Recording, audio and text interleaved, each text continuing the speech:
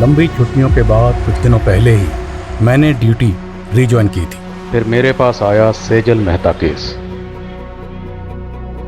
इस केस ने मेरे जहन को इतना थका दिया कि लगने लगा मैं इस केस में एक अरसे से उलझा हुआ हूं। मैं जब भी इस लड़की के बारे में सोचता हूं तो एक अजीब ख्याल मेरे जहन को जकड़ लेता है। पुलिस वाले मृत विक्टिम से कभी मिल तो नहीं पाते, लेकिन फिर भी उन्हें विक्टिम की जिंदगी में उतरना पड़ता है और उनकी जिंदगी के उन आखिरी पलों तक पहुंचना होता है जहां उनका गुनहगार छुपा होता है। और इस लड़की की जिंदगी के आखिरी पलों में वो दास्तान छुपी थी जिसे एक भूल का नाम दिया गया था।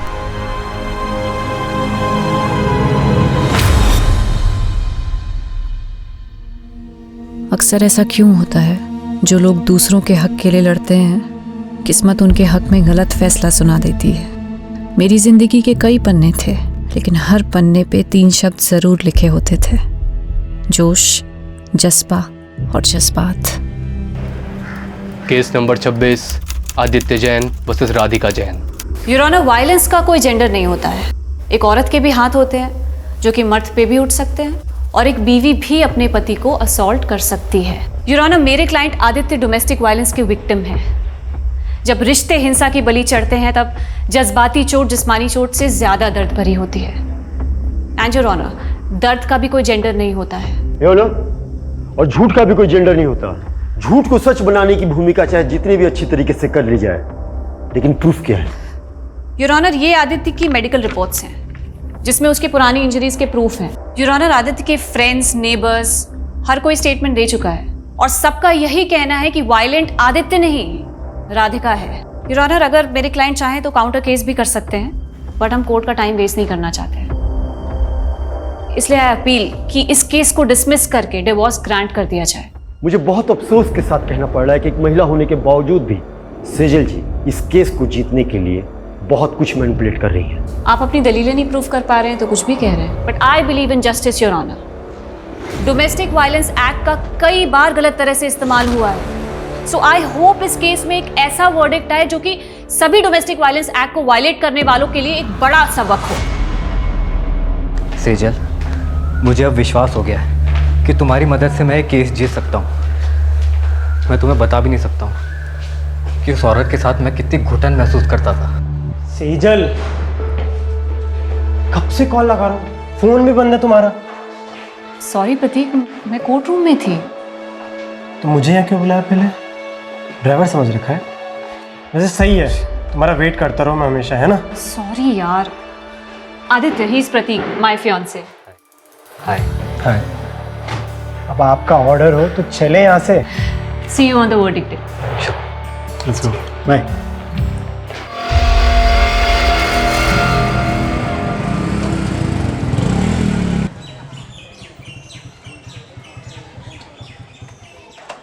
मैंने तुमसे कहा था ना, I was not prepared, और तुम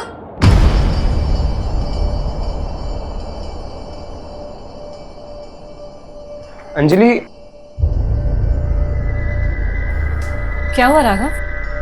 अंजलि रो क्यों रही थी? क्या किया तूने उसके साथ? क्या क्या मतलब? फ्रेंड्स हैं हम, हमारी भी पर्सनल बातें होती है। राघव, तू अभी इतना बड़ा भी नहीं हुआ है, और माँ की एब्सेंस में मैं तेरी बड़ी बहन ही नहीं, तेरी गार्जियन भी हूँ। क्या पका रही होती थी? ये क्या लैंग्वेज हुई राघव? हाँ, रुको, मैं अभी अंजलि से बात करती हूँ। उससे क्या बात करोगी आप? हाँ, तो एक बात बता, तू इतना डर क्यों रहा है? कहीं तूने उसके साथ कुछ ऐसा वैसा तो? इनफ दीदी, मैं आपको कभी पूछता हूँ क्या कि आप प्रतीक के साथ क्या क्या करती हो? हाँ, मेरी भी पर्सनल लाइफ है, सो प्लीज डोंट इंटरफियर। बहुत बदतमीज होता जा रहा है। सेजल, तुम ना छोटी सी बात को इधर का उधर ले जाती हो यार। तुम उसे शांति से समझाओगी ना तो आई थिंक वो समझ जाएगा। So just relax, okay? चल। बाहरी दुनिया से जूझना जितना मुश्किल होता है, उससे कहीं ज्यादा मुश्किल उन रिश्तों से जूझना होता है जिनके लिए हम जीते हैं। अपनों की हार के आगे बाहरी दुनिया की जीत भी फीकी लगती है। आदित्य जैन वर्सेस राधिका जैन। इस केस के फैक्ट्स, स्टेटमेंट्स और प्रूफ्स पे बारीकी से गौर करने के बाद ये कोर्ट आदित्य जैन को डोमेस्टिक वायलेंस के चार्जेस से बरी करती है।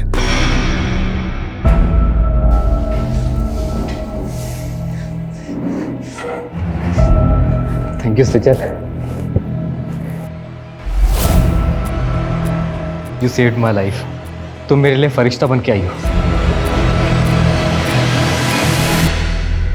जिंदगी हर मोड़ पे मुझे कामयाब कर रही थी, पर पता नहीं था मैं एक नाकाम सफर भी तय कर रही थी।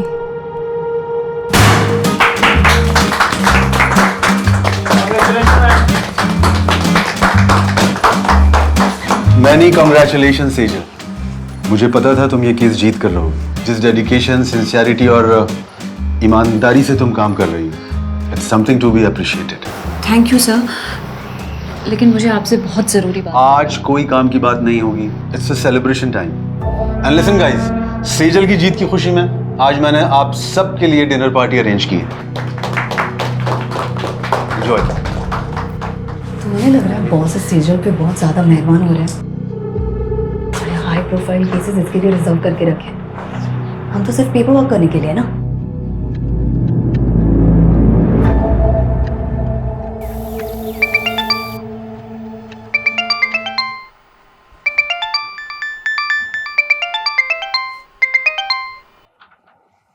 राघव, अखबार में सेजल और उसके केस के बारे में छपा हुआ है और उसने मुझे बताया भी नहीं। कहाँ है वो? दीदी सो रही होगी माँ, मुझे भी सोने दो। 8 बज रहे हैं राघव, उठ और सेजल से कह मुझे फोन करेगी। दीदी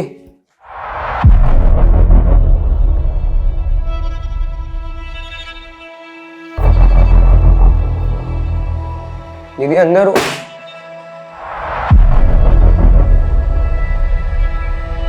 दीदी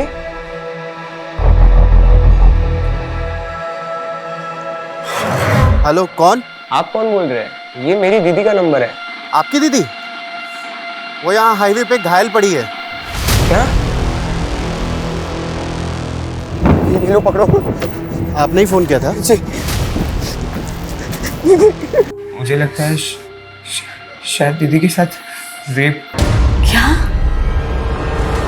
इसीलिए पूरे रास्ते कुछ बता नहीं रही थी। मैंने उनसे काफी बार पूछा क्या हुआ दीदी, लेकिन उन्होंने कुछ बताया नहीं।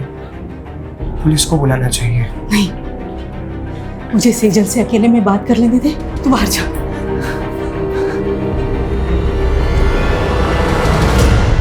सेजल, मुझे बताना बेटा, क्या तेरे साथ किसी ने जबरदस्ती की? राघव, सेजल ठीक तो है ना? मुझे लगता है कुछ तो हुआ है जो तुम मुझसे छुपा रहे हो। नहीं प्रतीक, ऐसा कुछ नहीं है। अगर सब कुछ ठीक है तो वो मेरा फोन क्यों नहीं उठा रही है? वो दीदी सो रही है, मैं कॉल करवाता हूँ।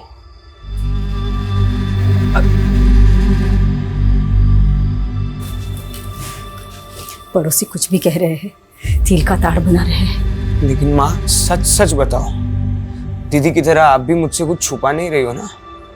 उन्होंने आपको बता दिया ना कि उनके साथ रेप हुआ है। ऐसा कुछ नहीं है, डॉक्टर को दिखाया था ना सेजल को। मुझे भी उसकी परवाह है, तू फिक्र मत कर, वो धीरे धीरे नॉर्मल हो जाएगी। नहीं, यहाँ बैठे बैठे कुछ नहीं होगा। मैं दीदी को लेके जा रहा हूँ, काम करेगी तो उनका मन बदलेगा। ठीक है, मैं भी तेरे और सेजल के साथ वहां आती हूँ।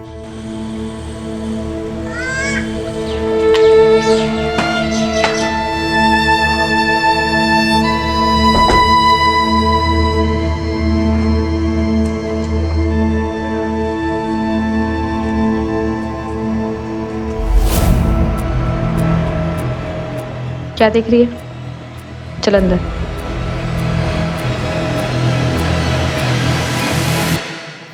बेटा, तूने जिंदगी में कभी हार नहीं मानी। मैं तुझे ऐसे बुझा बुझा नहीं देख सकती। हम यहाँ दोबारा इसलिए आए हैं ताकि तू पहले जैसी बन सके। मैंने कभी भी किसी भी वजह से आपको दुख पहुंचाया हो तो उसके लिए आई एम सॉरी। पर प्लीज आप पहले जैसे हो जाओ ना। आप है ना, अभी मुझे जितना भी डांटोगे ना, मैं सब सुन के लूंगा। जो बोलोगे वो मैं करूंगा दीदी। आपकी सारी डांट सुन के लूंगा। आप जहाँ बोलोगे हम वहां जाएंगे दीदी। तो प्लीज पहले जैसे बन जाओ। You are my strength.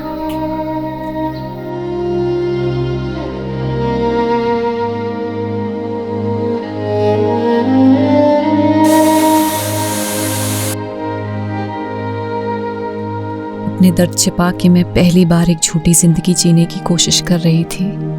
सच मुझसे नाराज था या मैं सच से नाराज थी? मेरी दलीलें मुझे ही उलझा रही थी, पर अपना फैसला भी अब मुझे ही करना था। राघव, तू पक्का सेजल को लेके मुझसे कुछ छुपा नहीं रहा है ना?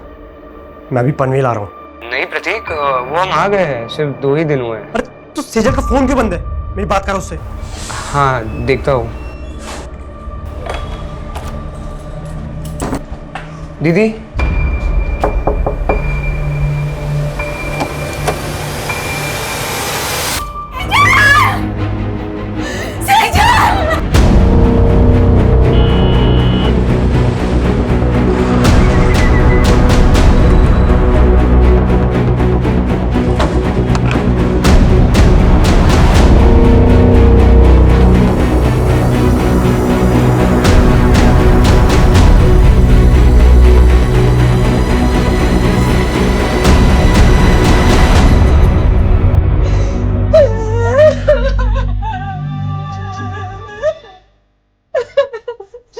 क्या कर लिया तूने?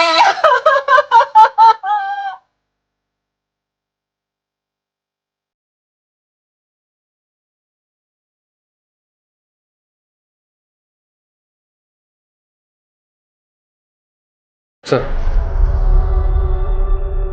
मेरी शिकायत खुद से, अपने आप से। मैं ऊपर वाले को थैंक्स बोलती हूँ जिसने मुझे ये जिंदगी दी, दुनिया के सबसे अच्छे माँ बाप दिए, प्यारा सा भाई दिया। लेकिन मुझे नहीं मालूम था मेरी एक भूल मुझे उनसे इतना दूर कर देगी। मुझसे बहुत बड़ी भूल हो गई, जिसकी सजा मैं अपने आप को दे रही हूँ। मुझे हमेशा अफसोस रहेगा कि मैं आपका साथ छोड़कर जा रही हूँ। आपकी सेजल। शहर की एक युवा लॉयर सेजल मेहता की लाश घर में फंदे से लटकी पाई गई। क्या सेजल ने खुदकुशी की या ये एक हत्या है? ये सवाल फिलहाल पूरा शहर पूछ रहा है। प्रारंभिक जांच में अभी तक पुलिस कोई ठोस नतीजे पर पहुंच नहीं पाई है। ये सुसाइड नोट में सेजल ने किसी भूल का जिक्र किया हो। क्या भूल हुई थी? और उसके चेहरे पर चोट के निशान थे। वो चोटें कैसे आई? आप लोग बोलते क्यों नहीं है? ये सब माँ की भी भूल है सर। कैसी भूल? सर 15 दिन पहले होली की दहन की रात दीदी एक पार्टी में गई थी। वहाँ उनके साथ कुछ हुआ था सर। पूरी रात घर भी नहीं आई और सुबह सर मुझे लग रहा था उनके साथ रेप हुआ था। रेप? सेजल किसकी पार्टी में गई थी? कहाँ गई थी? अच्छा सुन, मैं तुझसे कल बात करती हूँ। क्यों? आज घर नहीं आने वाली हो? आऊंगी, पर शायद थोड़ा लेट हो जाए, एक पार्टी में जा रही हूँ। उन्होंने सिर्फ इतना बताया था कि वो किसी होटल कस्तूरी में गई थी और पूरी रात घर नहीं आई थी। तो क्या ये भूल थी? या फिर आपको ये मालूम होता है कि आपकी बेटी के साथ रेप हुआ है, आपने फिर भी पुलिस में कंप्लेंट नहीं की? उस भूल का जिक्र उसने इस खत में किया। मेरी बेटी का रेप नहीं हुआ था सर। मैंने डॉक्टर से उसका चेकअप भी करवाया था। देखिए, सेजल को बहुत ही बुरी तरह से मारा पीटा गया है। कहीं ऐसी वैसी तो बात नहीं? मेरा मतलब है रेप। ये मैं कंफर्म नहीं बता सकती। अगर आप पहले सेजल को यहाँ पे लेके आए होते तो शायद मैं कुछ कंफर्म बता सकती थी। सेजल के साथ मारपीट किसने की थी? दीदी ने कुछ भी नहीं बोला था सर। वो ट्रॉमा में थी। लेकिन धीरे धीरे वो हमसे घुलने मिलने लगी थी। ऐसे कैसे सुसाइड कर सकती है वो? आप कहना क्या चाहती हैं? क्या कोई बाहर से आया और उसने जबरदस्ती आपकी बेटी को अंदर पंखे पर लटका दी? सर कुछ समझ नहीं रहा है। मैं कॉलेज गया था और माँ शॉपिंग करना है। जब घर आए तो दीदी। माना सेजल ने खुद आप लोगों को कुछ नहीं बताया, पर फिर भी उसकी हालत देखकर आप लोगों को नहीं लगा कि आप लोगों को जानना चाहिए कि पार्टी में उसके साथ क्या हुआ, किसने किया और क्यों किया? जानने की कोशिश की थी सर, बस इतना पता चला कि पार्टी उनके ऑफिस में थी। ऑफिस कहाँ पर है? Jawahar Nagar, JP associates. और सेजल आपको घायल अवस्था में कहाँ मिली थी? MG road. सर यहीं पे मिली थी मुझे दीदी। आसपास तो कोई सीसीटीवी कैमरा नजर नहीं आ रहा है। जादव सुनो, यहाँ आसपास लोगों से पूछताछ करो, पता करो किसी ने कुछ देखा है क्या।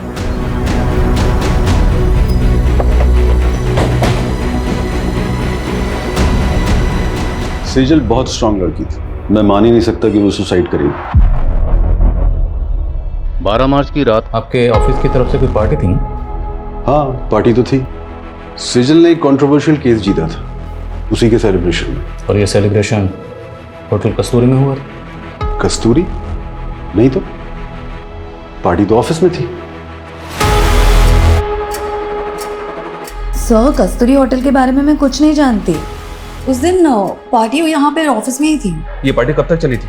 करीब 9 बजे तक, और जब सेजल यहाँ से गई तो सब नॉर्मली था सर। अच्छा, हाँ पांडे बोलो। सर, ये जिस हाईवे पे सेजल की लाश मिली थी वहाँ से 7 किलोमीटर दूर कस्तूरी प्लाजा नाम का एक होटल है। लेकिन राघव ने तो हमें होटल कस्तूरी बोला था। एनीवेज, इस कस्तूरी प्लाजा की लोकेशन भेजो मुझे तुरंत।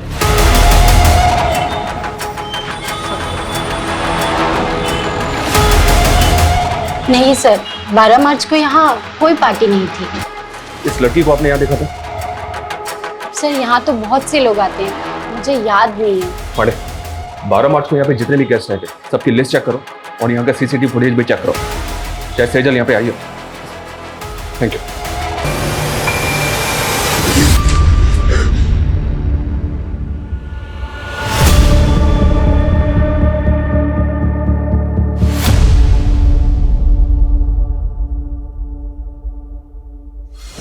राघव, क्या है ये?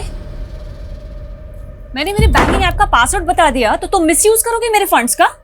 किससे पूछ के तूने 35,000 रुपए निकाले मेरे अकाउंट से? मैं आपको बताने ही वाला था।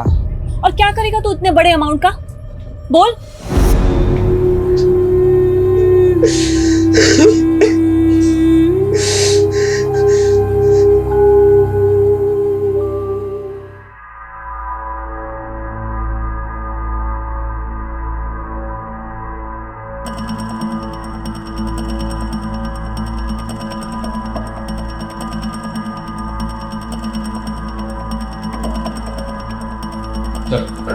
हमने चेक किया, कस्तूरी प्लाजा में 12 मार्च को कोई पार्टी नहीं थी और ऐसा कोई क्लू भी नहीं मिला है जिससे पता चले कि उस रात सेजल वहां थी। सेजल के भाई राघव ने होटल कस्तूरी कहा था और ये कस्तूरी प्लाजा है। लेकिन सर, होटल कस्तूरी नाम से कोई होटल नहीं है उस एरिया में। पर पार्टी सेजल की ऑफिस में ही थी, ये तो पूरा स्टाफ कह रहा था। 12 मार्च की ऑफिस की फुटेज चेक करके देखते हैं सर, शायद कोई क्लू मिले जिससे पता चले कि उस रात सेजल के साथ हुआ क्या था। 12 मार्च के हादसे को फैमिली वजह मान रही है, जबकि हमें सेजल की लाश उसके 15 दिन बाद 27 मार्च को उसके घर पर ही मिली। भाई ये फैमिली हमें पार्टी और होटल के चक्कर में बेवजह उलझा तो नहीं रही? उनके बयान अटपटे तो हैं। भाई कह रहा है कि उसका रेप हुआ था, माँ कह रही है कि उसका रेप नहीं हुआ था। और ये सुसाइड नोट, इस सुसाइड नोट में सेजल ने किसी भूल का जिक्र किया। जब उनसे पूछा गया कैसी भूल, इस बात का उनके पास कोई जवाब नहीं। आपको लग रहा है ये मर्डर भी हो सकता है? मर्डर के एंगल को भी रूल आउट नहीं किया जा सकता। मर्डर या सुसाइड, 12 मार्च से लेकर 27 मार्च तक फैमिली की एक्टिविटी पता करो। 12 मार्च पे फोकस करो और पता करो कि 12 मार्च को सेजल ऑफिस के अलावा और कहाँ कहाँ गई थी। 13 मार्च से 24 मार्च के बीच ये फैमिली पनवेल में थी सर। तो पनवेल में अपने खबरियों को एक्टिव करो और पनवेल से लौटने के बाद 24 मार्च से लेकर 27 मार्च के बीच में फैमिली में क्या क्या हुआ सब पता करो। और जिस डॉक्टर ने सेजल को एग्जामिन किया था उससे मिलना पड़ेगा, और जिस लड़के से सेजल की मंगनी हुई थी उसे ही पूछताछ के लिए बुलाओ। मैंने 14 मार्च को सेजल का चेकअप किया था। उसके घाव 2-3 दिन पुराने थे। 6-7 जगह तो ब्लड क्लॉट्स हुए थे। ऐसा लग रहा था मानी जैसे कुछ बेल्ट की चीज़ें से मारा गया है। सेजल का रेप हुआ था नहीं? मैं इसको लेके श्योर नहीं हूँ। इनफैक्ट मैंने सेजल के मॉम को भी बोला था। आपकी सेजल से कुछ बात हुई थी? उसने आपको कुछ बताया कि उसके साथ ये सब कैसे हुआ? मैंने सेजल को बहुत पूछा पर उसने कुछ बताया नहीं।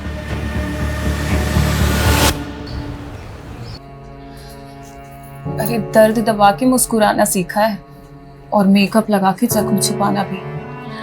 जब तक जवानी है बिक रहे हैं, अभी का कमाया हुआ ही आगे चल के उम्र ढलने के बाद काम आएगा, समझी? माना सेजल की फैमिली ने आपको कुछ भी साफ साफ नहीं बताया कि सेजल के साथ क्या हुआ था, पर आपको कुछ तो अंदाजा हुआ होगा कि सेजल के साथ ऐसा किसने किया होगा। हमेशा खुशी दिखती थी। मेरे लिए सोच पाना मुश्किल है कि उसके साथ में ऐसा कुछ हुआ है। 12 मार्च को सेजल के ऑफिस की कोई पार्टी थी। अब अगर सेजल उस पार्टी में जाती तो जाहिर सी बात है आपको तो पता ही होता ना। मेरी इस बारे में उससे फ़ोन पे भी बात हुई थी। प्रतीक, बॉस ने ये केस जीतने की खुशी में एक पार्टी रखी है, लेकिन मुझे ये सेलिब्रेशन बिल्कुल अच्छा नहीं लग रहा है। पर हुआ क्या?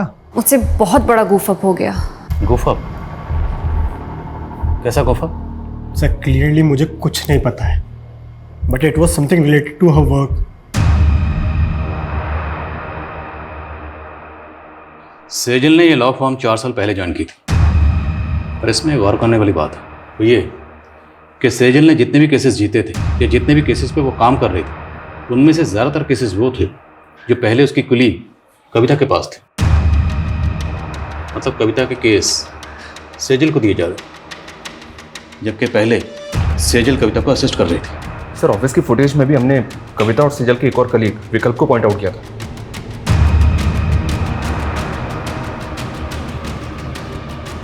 ये देखिए सर, सेजल ऑफिस से आखिरी बार कविता और विकल्प के साथ जाती हुई दिख रही। सर सेजल के 12 मार्च के CDR के अकॉर्डिंग उसकी आखिरी 2 फ़ोन कॉल्स भी जानने जैसी हैं। सेजल ने रात को 8 बजे आदित्य जैन को कॉल किया था और फिर ठीक उसके बाद राधिका जैन ने सेजल को कॉल किया। आदित्य जैन सेजल का क्लाइंट था और राधिका आदित्य की बीवी। राधिका ने आदित्य पे डोमेस्टिक वायलेंस के चार्जेस लगाए थे, केस किया था और इसी केस को सेजल ने जीता था, जिसकी खुशी में पार्टी हो रही थी। मुद्दा ये है कि सेजल का क्लाइंट था आदित्य जैन, फिर राधिका ने इसे कॉल क्यों किया? कहीं ऐसा तो नहीं कि राधिका से हार बर्दाश्त नहीं हुई? और ऐसा पॉसिबल है सर। आदित्य और राधिका से मिलो और सेजल के ऑफिस में नए सिरे से पूछताछ करनी पड़ेगी। उस पार्टी वाली रात सेजल आप दोनों के साथ पार्टी से बाहर गए थे, कहाँ गए थे आप लोग? देखिए सर, हम सिर्फ उसके साथ ऑफिस से बाहर तक गए थे। बॉस को तुम पे कितना भी प्राउड हो, पर मेरा असली प्राउड तो तुम हो। मेरी छोटी सी असिस्टेंट ने इतनी तरक्की जो करनी। तरक्की मैंने आपको छोड़ने के बाद ही की है। तो वो कहते हैं ना कि बरगद के नीचे कोई और वृक्ष नहीं पनप पाता, मैं भी नहीं पनप पाती। इसलिए विकल्प, थिंक अबाउट योर फ्यूचर। अच्छा, तो तुम शुरू से ही इतना बोलती हो? पर आज ना बहुत ज़्यादा मीठा बोल रही हो। Thank you ma'am for appreciating me. Excuse me. हम तभी वहाँ से चले गए थे। उसके बाद मैंने उसे एक लड़की के साथ जाते हुए देखा। लड़की? जी सर। कौन थी वो लड़की? I don't know her. Actually काफ़ी अंधेरा था तो मैंने उसे ठीक से देखा नहीं। ऑफिस के बाहर की 12 मार्च की CCTV फुटेज निकला। अगर ये लोग सच बोल रहे हैं तो पता तो चले सेजल उस रात किस लड़की के साथ गई थी।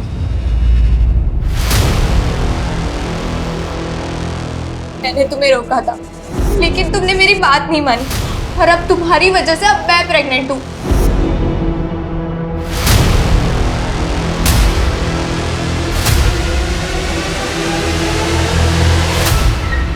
यार आज तो एक भी ग्राहक नहीं फंसा। मेरे को तो खड़े खड़े नींद लग रही है। चलना घर चलते हैं। मेरी तो बुकिंग आ गई। इसको पूछना, इसको 2 चाहिए क्या? मेरा भी बोनी हो जाएगा। अरे ये मेरे को देने में तो बार्गेनिंग करता रहता, तुझे कहाँ से देगा? जा तू जाके सो जा।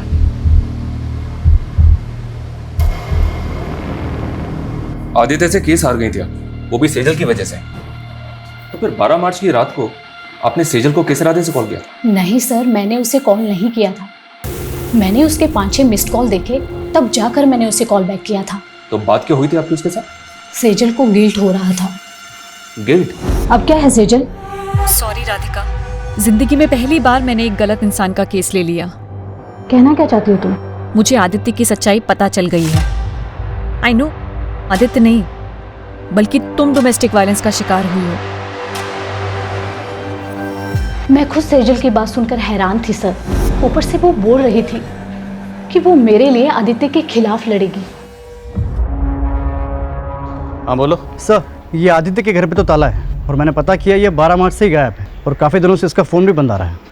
आदित्य का 12 मार्च से गायब होना और आदित्य की वाइफ राधिका का ये कहना कि सेजल को उसके लिए गिल्ट हो रहा था, मामला कुछ समझ में नहीं आ रहा। इस गिल्ट को क्या हम सुसाइड नोट में लिखी भूल से कनेक्ट कर सकते हैं? तो फिर सवाल ये है कि इस केस को जीतने के बाद 12 मार्च को जो पार्टी दी गई, सेजल उसमें शामिल थी। सेजल उस पार्टी में क्यों गई? राधिका की बात पर हम ऐसे ही यकीन नहीं कर सकते, हमें खुद क्रॉस चेक करना होगा। Right sir. जिस औरत पर अपने पति को टॉर्चर करने का आरोप हो, वो सेजल से बदला लेने के लिए उसको भी तो टॉर्चर करवा सकती है। तो फिर आदित्य क्यों गायब है? सर शायद उसको भी राधिका नहीं गायब करवाओ, वो उसका राज जानता था। अब इस राज से पर्दा तभी उठ सकता है जब हमें पता हो कि आदित्य क्यों गायब हुआ और कैसे गायब हुआ। आदित्य की बैकग्राउंड खंगालो और मुझे लगता है कि हमें इस बारे में सेजल के बॉस से बात करनी चाहिए। सर हमें सर सेजल की पोस्टमार्टम रिपोर्ट। पोस्टमार्टम रिपोर्ट के मुताबिक कॉज ऑफ डेथ स्ट्रैंगुलेशन, मतलब मौत दम घुटने से हुई। जिस्म पर चोटों के निशान थे, पर पोस्टमार्टम रिपोर्ट रेप कंफर्म नहीं करती।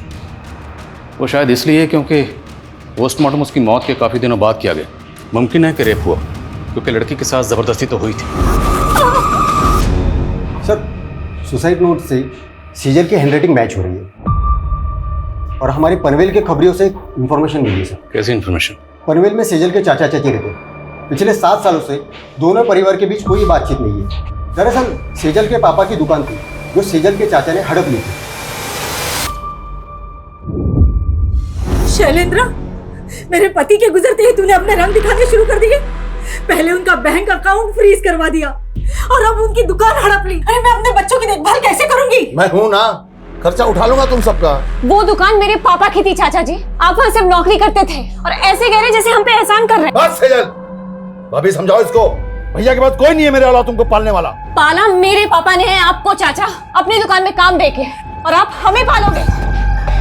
शैलेंद्र, जबान को लगाम दो इसकी, नहीं तो हाथ पैर जबान सब काट के रख दूंगा। और भूता है ना तो आके हासिल कर लेना वो दुकान। शैलेंद्र ने हमें सताया तो बहुत था सर, और शैलेंद्र के उस थप्पड़ ने सेजल के अंदर बहुत बड़ा परिवर्तन ला दिया था। कैसा परिवर्तन? लॉ पढ़ रही थी सर। उन्होंने ठान लिया था कि चाचा से हमारा हक लेकर रहेगी। दिन रात उन्होंने पढ़ाई की और उसके साथ साथ पार्ट टाइम जॉब भी करती थी। चाचा के खिलाफ केस की पैरवी उन्होंने खुद की थी सर। उसने अपने जीवन की हर लड़ाई जीती थी सर। समझ में नहीं आता खुद से कैसे हार गई। क्या लगता है आप लोगों को, क्या शैलेंद्र सेजल के साथ ऐसी ज्यादती कर सकता है? सर आप 7 साल पुरानी बातें कुरेद रहे हैं और इन बातों को हम कब का भूल चुके हैं। हमने हमेशा सेजल और राघव को अपने बच्चों की तरह माना था। विश्वासघात उन्होंने किया। उस दुकान पर इनका भी बराबर का हक था, लेकिन सेजल ने चालाकी से। छोड़ ना अभी सब बातें, कहिए और कुछ है जो आप पूछना चाहते हैं? 12 मार्च को किधर थे आप? यही पनवेल में। पनवेल में कहाँ पे? अपने घर पर ही था। आई डोंट बिलीव राधिका सच बोल रही। राधिका अपने हस्बैंड आदित्य को टॉर्चर करती थी and it's proven in the court. अगर सेजल को केस जीतने के बाद ऐसा कुछ लगता तो सबसे पहले वो मुझे बताती। सेजल के मंगेतर ने बताया कि वो काफ़ी दिनों से परेशान थी, और जब उसने बार बार पूछा सेजल को कि किस बात को लेकर परेशान है, तो सेजल ने बताया कि उससे काम में गुफा हो। अब जैसे कि आपने कहा कि सेजल सबसे पहले अगर कुछ होता तो आपको बताती, तो अगर इस गुफा का ताल्लुक राधिका के केस से नहीं है तो फिर किस बात से, जिसको लेकर सेजल परेशान थी? ऐसा कुछ नहीं था, और आप ये बेकार के सवाल करके अपना टाइम वेस्ट कर रहे हैं। सर मैंने आदित्य के कुछ रिलेटिव से बात की, लेकिन किसी को नहीं पता कि आदित्य इस वक्त कहाँ पे। आदित्य मोती नगर की कंपनी में मैनेजिंग डायरेक्टर था। वहाँ इंक्वायरी करो, शायद कुछ पता चले।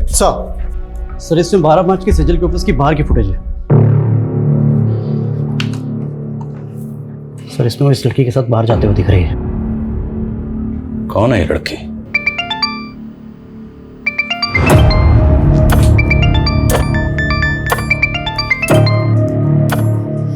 हाँ बरखा बोल। सिमी, एक गाड़ी वाले ने मुझे बहुत टॉर्चर किया। मुझे पैसे भी नहीं दिए और मेरे सारे पैसे ले लिए। मेरे पास तो वापस आने के लिए पैसे नहीं है।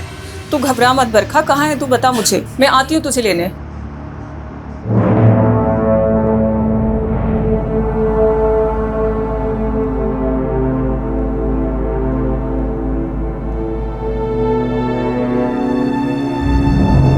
प्रॉब्लम क्या है तेरी?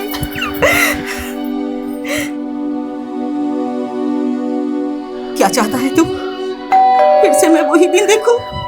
हाँ?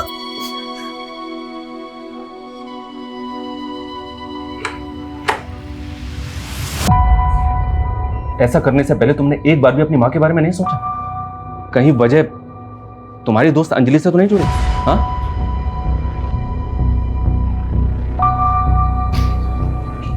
ये देखो, और मैं बताऊं कि 12 मार्च की रात को अंजलि सेजल से मिलने क्यों गई थी?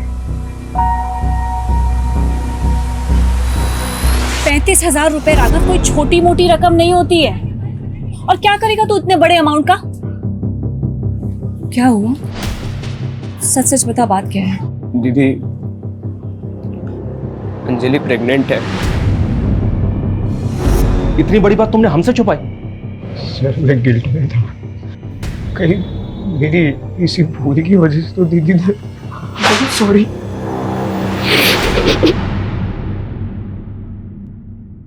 कोई प्रेग्नेंट नहीं थी तुम, ये सब ड्रामा है ना? प्रेग्नेंट हो तुम? कोई प्रूफ है? तुम दोनों ने मेरे भाई को बेवकूफ बनाया सिर्फ पैसे हटने के लिए। अब देखना, ऐसे चार्ज में तुम लोगों को अंदर करवाऊंगी ना कि कभी भूलोगे नहीं। 12 मार्च को सेजल को लेकर कहाँ गई थी? मैं तो बस माफी मांगने गई थी उनसे। तुम यहाँ क्या कर रही हो? मुझे माफ कर दो दीदी, प्लीज मेरे खिलाफ कोई केस मत फाइल करना। तुमने गुनाह किया है तो सजा तो तुम्हें दिलवा के रहूंगी मैं। नहीं दीदी प्लीज। वो वहाँ से चली गई थी, कहाँ गई वो मुझे नहीं मालूम है। तो हम मालूम कर लेंगे। जरा इन दोनों को मालूम पर घुमाओ। जी सर। माना तुमने हमसे पहले अंजलि की बात छुपाई, पर हमें अभी तक किसी भी होटल कस्तूरी का पता नहीं चला है। दीदी ने मुझे यही बोला था कि वो उस रात होटल कस्तूरी जा रही थी। अगर होटल कस्तूरी वाकई है तो कहीं तो होगा। हर छोटे मोटे होटल की लिस्टिंग करो और ढूंढो होटल कस्तूरी को। और सेजल अपने भाई राघव को एमजी रोड पर मिली थी। एमजी रोड से लेकर सेजल के ऑफिस तक जहां जहां सीसीटीवी है सबकी फुटेज निकलाओ, फुटेज स्कैन करो। सर, ये आदित्य जिस कंपनी में एमडी था वहां से अचानक से रिजाइन करके चला गया। ऑफिस में इंक्वायरी की तो पता चला कि ये वहां पे काम करने वाली लड़कियों को फेवर देने के लिए उनका शारीरिक शोषण किया करता था। ये बात आदित्य के ऑफिस की एक लड़की ने सेजल से कांटेक्ट करके उसे बताई थी। तो पूरे चांसेस हैं कि आदित्य की वाइफ राधिका का बयान सही हो कि सेजल उसके खिलाफ एक्शन लेने वाली थी, क्योंकि ये आदित्य 12 मार्च से ही गायब। आदित्य के ऑफिस से उसके बारे में एक और लीड मिली है सर। शायद ये अपने मामा के घर पहुंच सकता है। उठवा। भागा नहीं था मैंने रिजाइन किया था। तुम 12 मार्च से गायब हो। 12 मार्च मतलब उसी दिन जिस दिन सेजल मैंने कुछ नहीं किया है। मुझे अपने लॉयर से बात करनी है। अपने लॉयर को तो तूने मार दिया, अब किससे बात करेगा? बोल, क्यों मारा सेजल को? देखो, मुझे डराना मत। तुझे क्या लग रहा है तेरे साथ हम यहाँ पर टाइम पास कर रहे हैं? हाँ, रेप और मोलेस्टेशन के चार्जेस लगे हैं तुझे, और तेरे ऑफिस की कई लड़कियों की रिकॉर्डिंग स्टेटमेंट है हमारे पास। बोल अब। मेरे पास प्रूफ्स हैं तुम्हारी असलियत के। मुझे तो खुद पे गुस्सा आ रहा है कि तुम्हारे जैसे सेक्स ऑफेंडर की पैरवी की मैंने। पर थैंक्स सेजल, तुम्हारी वजह से मैंने केस जीत लिया। मैं राधिका के साथ मिलकर काउंटर केस करूंगी तुम्हारे खिलाफ। कल ही वारंट निकल जाएगा तुम्हारा। मैं डरकर भागा जरूर था, लेकिन मैं सच बोल रहा हूँ, मैंने सेजल के साथ कुछ भी नहीं किया है। राइट सर, मैं पता करने की कोशिश करता हूँ सर।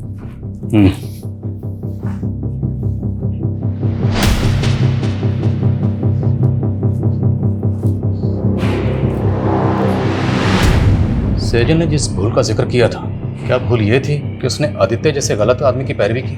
अगर हाँ, तो फिर वो 12 मार्च से लेकर 27 मार्च तक खामोश क्यों थी?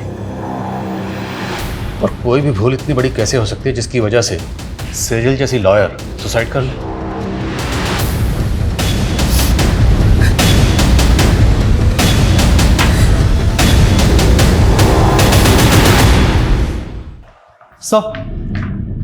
सर, सेजल ने 5 मार्च को कोर्ट में पिटीशन फाइल की थी, जिसमें उसने कोर्ट से अपील की थी कि 7 साल पहले उसके पिता की मौत हार्ट अटैक से नहीं बल्कि उनकी हत्या हुई थी। सर, पिटीशन तो अंडर कंसिडरेशन है, लेकिन सेजल को यह शक था कि उसके चाचा शैलेंद्र का हाथ इसमें था। लेकिन सेजल ने ये पिटीशन 7 साल बाद क्यों फाइल की? आखिर 7 साल बाद उसके हाथ में ऐसा क्या सुराग लगा हो? सेजल की माँ को भी इस बारे में कुछ नहीं पता, लेकिन सर वो हमें शैलेंद्र के बारे में भी कोई सबूत नहीं मिल रहा है। अगर सेजल की पिता के हत्या के पीछे वाकई उसके चाचा शैलेंद्र का हाथ था और उसके बावजूद वो 7 साल से बाहर है, तो मतलब प्लानिंग लंबी की होगी। और अब सेजल 7 साल बाद उस पर मर्डर चार्जेस लगाकर उसे अंदर करवाने वाली थी। मोटिव स्ट्रांग है। इस शैलेंद्र के बारे में पता करो, उसकी हर एक हरकत पर नजर रखो। Okay sir.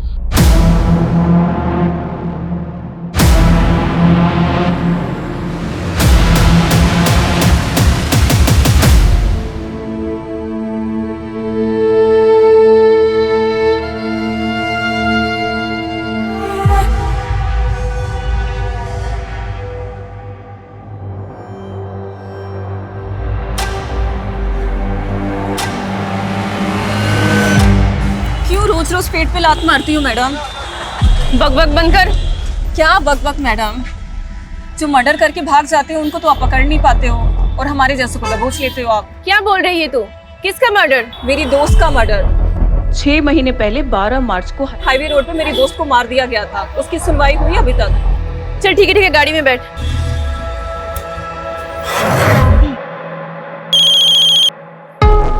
हाँ बोल। सोनू खबरी बोल रहा हूँ साहब। वो आपके हाईवे वाले केस का क्या हुआ?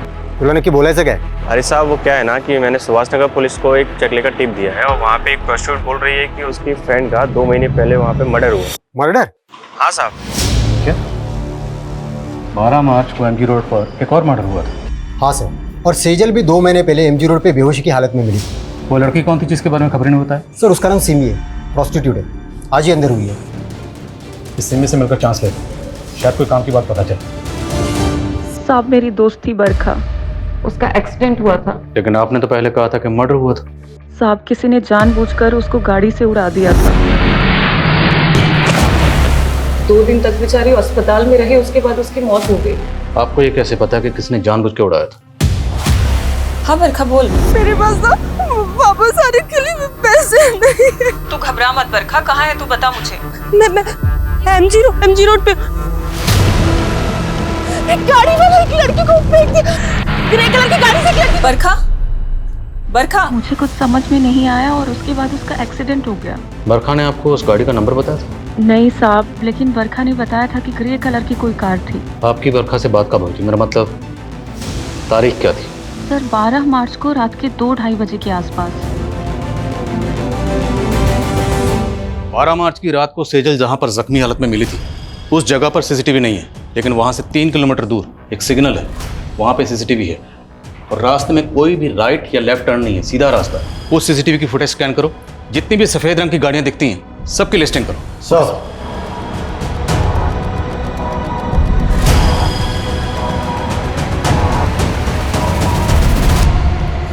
सर उस रात 2 बजे के बाद उस रास्ते से ये 7 ग्रे कारें गुजरी थी और ये इन 7 कारों के 7 ओनर्स हैं। इन ओनर्स की डिटेल्स निकाली तो पता चला कि इनमें से ये मनीष, इसका एक होटल है, होटल संतूरी। राघव ने कहा था कस्तूरी। होटल कस्तूरी में गई थी। संतूरी कस्तूरी। सर ये भी तो हो सकता है कि सुनने में फर्क आया।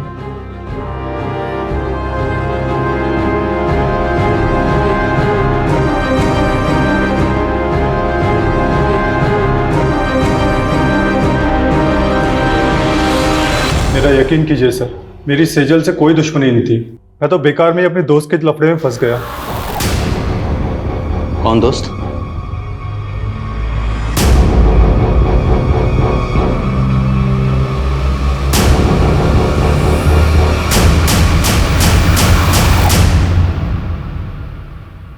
दो महीने से तेरी एक्टिंग देख रहा हूं और अब तो इस डंडे पे नाच करेगा। नाच। बोल, सेजल ने क्या बिगाड़ा था तुम्हारा? बोल। सर मेरा पहले बिल्कुल भी इरादा नहीं था उसे नुकसान पहुंचाने का, बल्कि वो तो ऑफिस की पार्टी मनाने के बाद में उसे मनीष के होटल में मिलने भी आई थी। प्लीज प्रतीक, वैसे भी आदित्य की वजह से मैं बहुत गिल्ट में हूँ। पार्टी करने का एकदम मूड नहीं है। सेजल, ऑफिस में ये सब चलता रहता है। Please please. कौन? Cheers guys.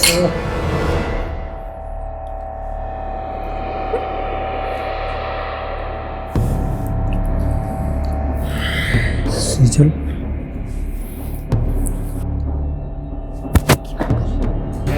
दोस्त है सामने। दोस्त पास में नहीं होते तब भी कौन सा तुम पास आने देती हो? तुम ना मेरे स्वाभिमान को बहुत हर्ट करते हो। चढ़ गई क्या तुम्हें? पागल हो गए हो क्या? क्या कर रही है?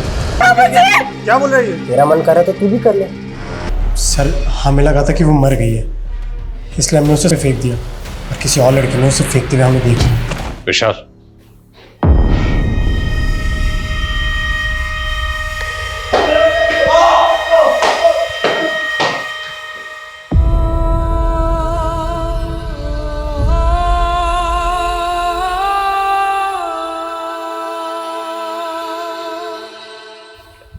सर सेजल के साथ उसके अपनी मंगेतर ने इतना सब किया, फिर भी वो 15 दिन तक चुप रही।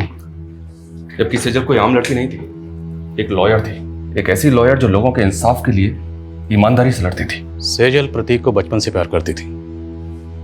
उसने प्रतीक पर आंख बंद करके भरोसा किया, लेकिन प्रतीक ने उसके भरोसे को तोड़ा। जब इंसान को किसी अपने सबसे ज्यादा करीबी से धोखा मिलता है तो उस इंसान का पूरी इंसानियत से भरोसा उठ जाता है। सेजल के साथ भी यही हुआ। उसने अपने सुसाइड नोट में यही लिखा कि उसे लग रहा था कि प्रतीक पे भरोसा करके उसने अपनी जिंदगी की सबसे बड़ी भूल की। वो भूल जरूर थी, लेकिन सबसे बड़ी नहीं। सबसे बड़ी भूल थी उसका अपनी जिंदगी को खत्म करना, खुदकुशी करना। हम सब की जिंदगी में दुश्वारियां आती हैं, परेशानियां आती हैं, लेकिन उन परेशानियों से लड़ते हुए, दुश्वारियों से जूझते हुए, जद्दोजहद करते हुए जिंदगी में आगे बढ़ना होता है। इसी का नाम जिंदगी है। मौत किसी मसले का हल नहीं है।